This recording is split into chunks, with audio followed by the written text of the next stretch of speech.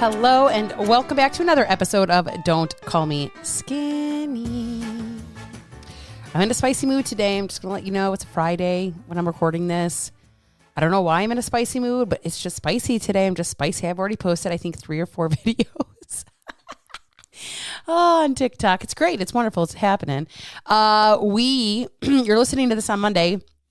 Today is the very first day of move into March, technically, and you have till the end of the day to hop in if that's something that you're interested in. Currently, as I sit right now at Friday, I already have 9 ladies who are joining, so I love that for you. Great job, ladies, if you're joining. Great job. I'm just so proud of you being action takers, committing to yourself, making a promise, keeping it. That is what we are here to do. So very excited to have you on the ride with me for this little 2 weeks that we get to be together. I'm excited to pour into you. If you have FOMO right now, you should. So you should join up because today's your last motherfucking day to get in. After today, it's done. It's over. You can't even qualify. So there is that. So that being said, we are talking today snacks, meals, or both. And I have, this comes from a client I have currently who struggles like a motherfucker with snacks. And she'll tell you that herself. She will tell you that it's very difficult for her, that she just likes to snack. It's very habitual. There's never really a rhyme or reason. It's not because she's necessarily hungry. It's just that she likes to do it. And oftentimes it's done without even realizing what's happening. And so I want to talk about, is it better for us to be eating bigger meals, less snacks? How does that look for you specifically? And so I'm just going to start and preface this with always, it depends. It really depends on a lot of different facets of this journey, where you're at, your previous experiences. So we're going to kind of go from like one extreme side to this other extreme side. So bear with me as I kind of move through it. Now, if you are a person that is always, and I mean always, having food noise, you're a person that is always thinking about, what am I going to eat next? Don't have hunger cues. I would highly recommend that you remove as many snacks from your fucking meal plan as possible, okay? And there's a few reasons why. The first reason is because you are constantly thinking about food like 24/7. Like, it's just like, what am I going to eat next? What's my next meal? When do I get to have lunch? When do I get to have my next snack? What am I going to have my next snack? Should I eat this? Should I not eat this? Another thing is that you're overloaded by all the information that you don't even know what the fuck you're supposed to be eating. So that just compounds that food noise even more. This is some of the work that we actually do in Fat Loss Basics group coaching, where we start to rid of the food noise by just learning, listening to the hunger cues, those kinds of things, learning how to eat a little bit more whole meals. And the reason that your hunger cues play such a bigger role in this is because, as I just said, my client that loves to snack, she's a snacky snackerson. She's not hungry. It's not because she's like, oh, boop, my hunger cue went on, ding, it's time to eat, ding, right? This is not the case. It's solely because it's a habit for her, or she's bored, right? Which turns into habits is what essentially happens, okay? So she does not have a hunger cue that kicks on. She just goes in. And so when we don't actually have hunger cues, the more that we can mitigate just randomized fucking eating, the better off that we are going to be. So let's say you're in a, let's say a lot of my women, the majority, I would say, of my women eat at minimum, even in a cut, 16, 17, 1,800 calories. So if we were to divide that by 3 meals, okay, you could even, if you wanted to, divide it by 4 if you want an actual meal. That's okay too, right? If you wanted to divide that, you're looking at like 500 to 600 calories per time that you eat, right? If you are going to have to divide that into snacks, what ends up happening is that you might have like a 300 calorie meal, right? Or you might have a higher calorie meal, but it didn't actually fill you. So now in an hour, you're already ready to go for your snack. right? It's not even that, like, you don't even know if it filled you because you actually don't even know what your hunger cue is. You don't even actually know what full means. Like satiated, actually like, I'm about 90% full. I am so solid here. Like I don't need to eat anymore. The majority of you don't actually know your fucking hunger cues. Okay. And so if you're eating actual meals, the likelihood that you're going to start to actually feel full and be like, oh, this is what it's like. Now I get it. And then, right, so you eat your breakfast maybe between 7 and 8 o'clock. I don't know. I'm just throwing some shit out here. Everybody's plan's going to look different. So this is just random, right? So by the time 11 to 12 o'clock comes, you're like, oh, I'm actually kind of hungry. But you really shouldn't be hungry, providing you have a high protein, some fat, some carb in that meal in the very beginning of your day. You really shouldn't have a hunger cue if that meal is 500-600 calories until you eat lunch. And then all of a sudden, your body's going to go, oh, I'm hungry.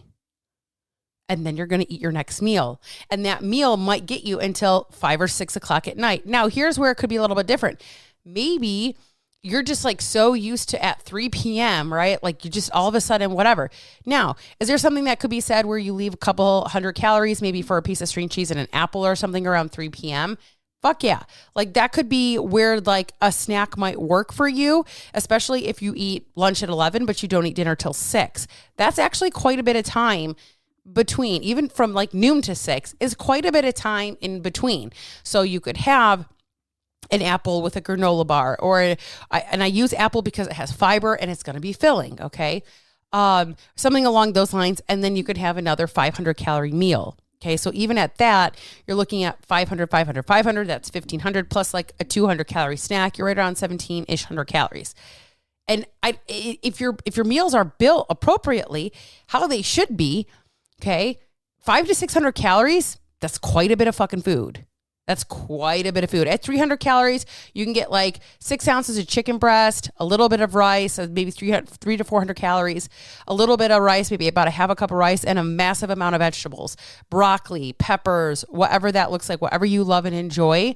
That's a solid meal right there. Okay. So, and that's at like 300-400 calories. So you could add a little bit more rice, maybe even add a little bit more protein if you wanted than the 6 ounces. The point that I'm making is that you can get a solid amount of food in as a meal at 500 to 600 calories, that you should not have to be snackety snackerson. Okay.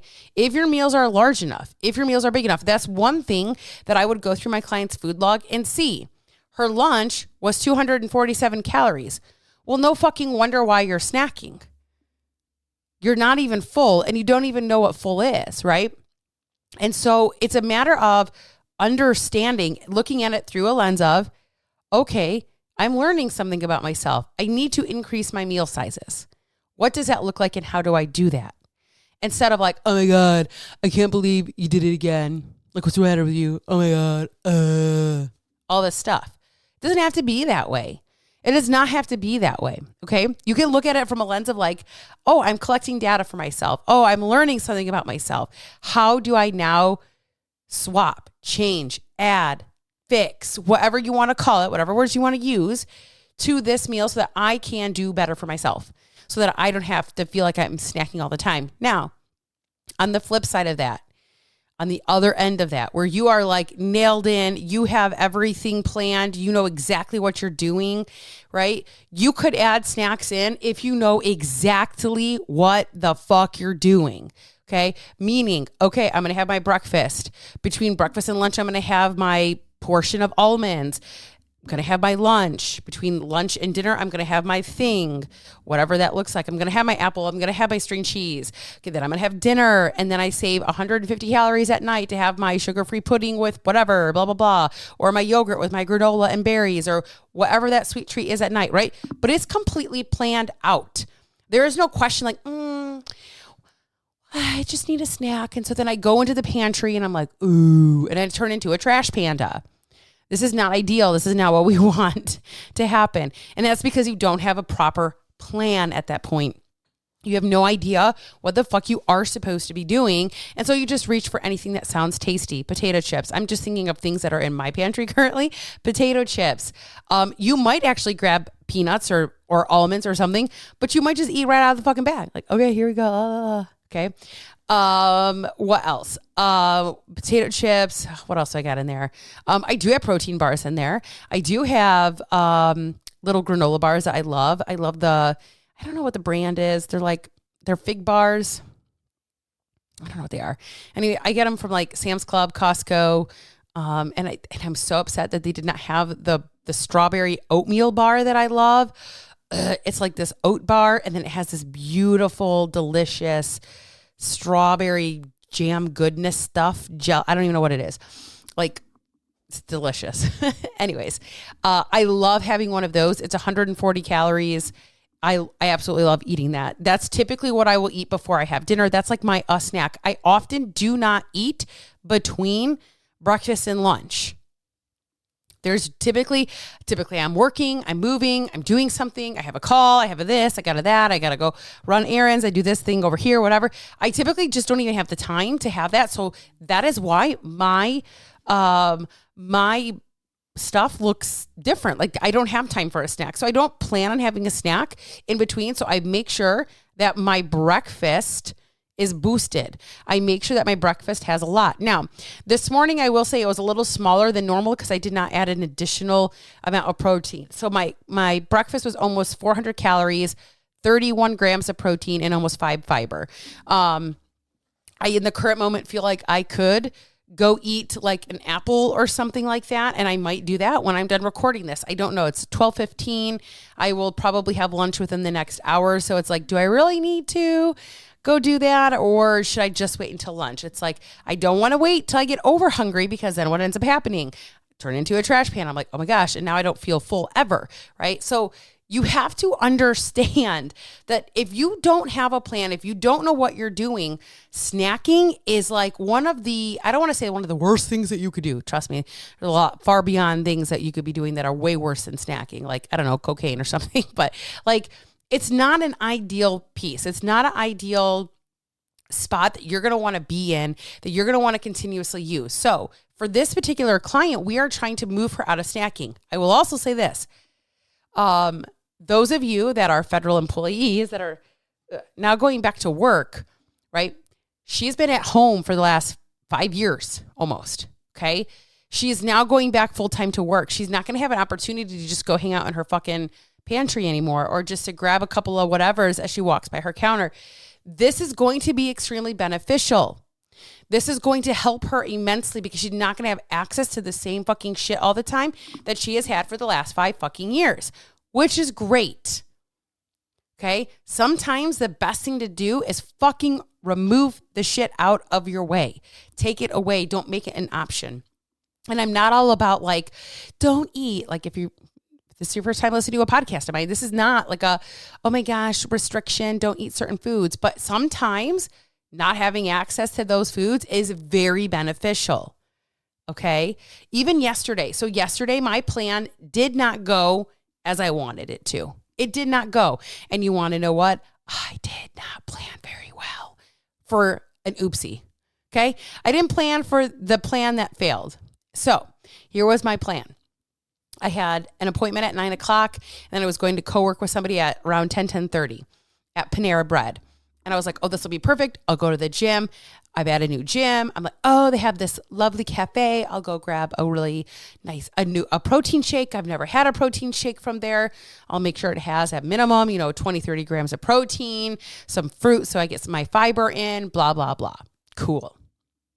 It was the most disgusting fucking protein shake probably maybe I've ever had in my life. If I could guess, if I could put money on what a fucking paper bag tastes like, that is what I would have guessed it tasted like. It was terrible. So guess what? I go to this 9:00 meeting and I have not eaten. So now I'm chugging water because I'm like, oh my gosh, I'm kind of fucking hungry. Like, I'm now beyond my window of eating of my breakfast, and I'm like, shit. So I get to Panera. Now, of course, we all know and love Panera and all of their lovely stuff that they fucking have. The cinnamon crunch bagels, the cinnamon rolls. Guys, anything with cinnamon, I am a you will get me with cinnamon. I fucking love cinnamon.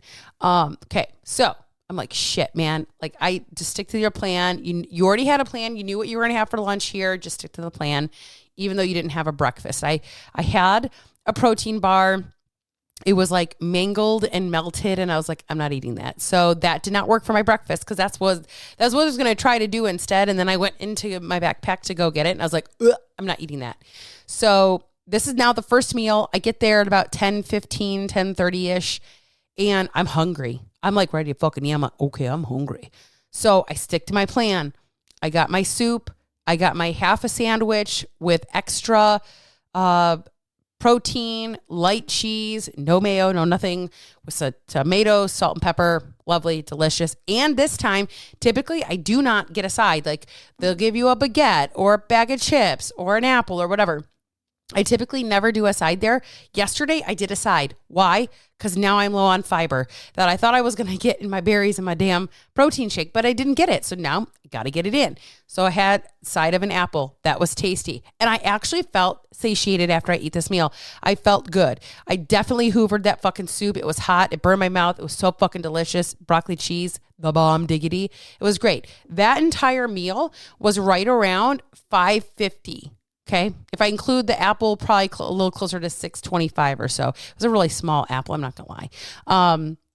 So that was about 600 calories, but this is on the cusp of not having anything else in my system. Okay. And that's around 11 o'clock. So I go home, and now I'm starting to feel my hunger cues kicking in. Like, that's cool that you ate that thing, but that's like less food than what we would normally have by 3 p.m. 2:30, 3 o'clock. And I was like, fuck. So then there's these little pomegranate things that were covered in chocolate, and I shouldn't have bought them, but I bought them. I told a different client the story, and I just started going ham on those things. I was like, oh my God, stop. Just stop. Walk away from the fucking pomegranate covered chocolate balls. So just stop. Walk away, right? Because I noticed that that's what I was doing. I would take out 3 or 4. I would go back for more. Take out 3 or 4. I would go back for more. And I'm like, fuck, okay. I'm definitely at this point, the serving size, stop. Okay. Which, again, I was trying really hard not to snack. And then I had another snack, and then I was like, shit. But I knew that dinner was going to be solid. We were doing homemade KFC bowls. In my potatoes, I knew I was going to have extra protein, and I made the lightly breaded Purdue chicken chunks. Those are so tasty and delicious. Okay. So I knew what I was going to be doing coming up on dinner, and having some peas. So I had more fiber, but it was definitely less fiber than what I was accustomed to. And I definitely felt more full or more hungry. Okay. This is only by knowing. And I tell you all of this, a long ass story to get you to understand, like, having a plan fucking matters. And even 9 years after starting my own journey, when I don't have a plan, shit can go sideways. Shit can fucking crumble. Like, I get caught in the same shit you get caught in. This is a never ending fucking game to play. This is a never ending fucking puzzle to put all the pieces together. You're never going to finish the fucking puzzle. Okay. But if you have a high food noise level, snacking, not ideal. Okay. If you can plan every fucking thing that you eat, snacks, probably not necessarily a terrible idea if that's what you like and enjoy. But I want to say, at the end of this, at the end of the day, at the end of all the things, you have to fucking figure out what works for you. I'm finding that the bigger the meals I eat, the less snacking I do, because I feel satisfied. And when I tune into my body now, because I understand it way better, when I tune into my body, I can understand what it's telling me. So when I start to get an actual hunger cue, like I did yesterday, instead of continuously eating those fucking pomegranate chocolate covered balls, I should have shifted and actually had like something small, probably 300 or 400 calories worth of something that had nutrients, that was a little bit more dense, a little bit more like a meal, versus trying to fill myself up on this random fucking shit, because it wasn't going to actually fill me up, because I was in a deficit of calories for the whole day that I really needed. Okay. There is no right answer when it comes to, should I snack? Should I just eat meals? Should I eat one snack? Should I eat 17 snacks? Should I eat no snacks?